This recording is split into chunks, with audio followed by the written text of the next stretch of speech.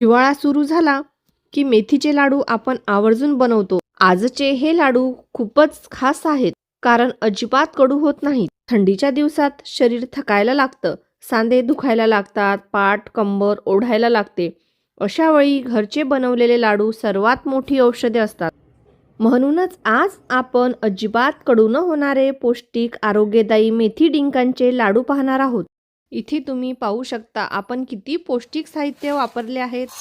हे लाडू इतके मस्त होतात ना, वृद्धांना तर आवडतीलच आणि मुलं पण आवडीने खातील. इतके सुंदर लाडू तोंडात टाकताच विरघळणारे मऊ. आज मी मेथीचे लाडू जरा वेगळ्या पद्धतीने बनवलेत, त्यामुळे हे लाडू अजिबात कडू झाले नाहीत. नमस्कार, मी रसिका. रस्सूची रसोईमध्ये तुमचं सगळ्यांचं मनापासून स्वागत. तर सर्वप्रथम आपल्याला जो साहित्य लागणार आहे तो आहे गहू.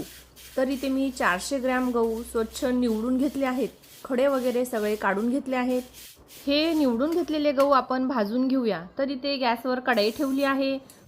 कढईमध्ये हे निवडलेले गहू घालूया आणि गव्हावर छान असे डाग पडेपर्यंत गहू भाजून घेऊया. अगोदरच गहू व्यवस्थित भाजले ना तर पीठ आपल्याला नंतर जास्त वेळ भाजायची गरज पडत नाही.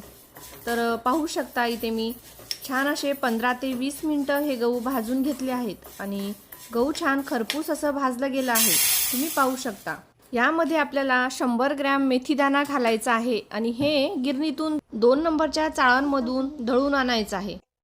हे मी घरीच घरघंटीवर 2 नंबरच्या चाळणमधून गहू आणि मेथी एकत्रच मी हे दळून घेतलं आहे. हे दळलेलं पीठ बाजूला ठेवूया आणि गॅसवर कढई ठेवली आहे. कढईमध्ये इथे 250 ग्रॅम मखाना घेतला आहे.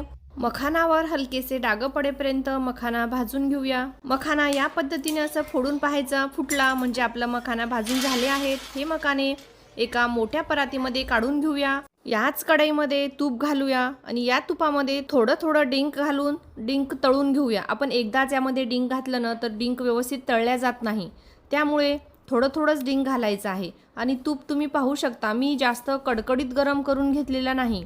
काय होतो, जास्त कडकडीत गरम केलं की डिंक फुलायला वेळ मिळत नाही आणि तो व्यवस्थित फुलल्या जात नाही. त्यामुळे काय होतो, डिंक आतून कच्चा राहतो.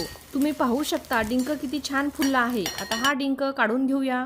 इथे आपण 250 ग्रॅमच मखाने घेतले आहे आणि 250 ग्रॅमच डिंक घेतला आहे.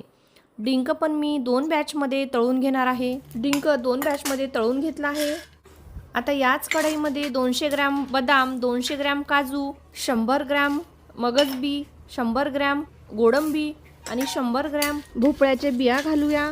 हे सगळे कढईमधले ड्रायफ्रूट्स 5 ते 7 मिनिटं भाजून घेऊया.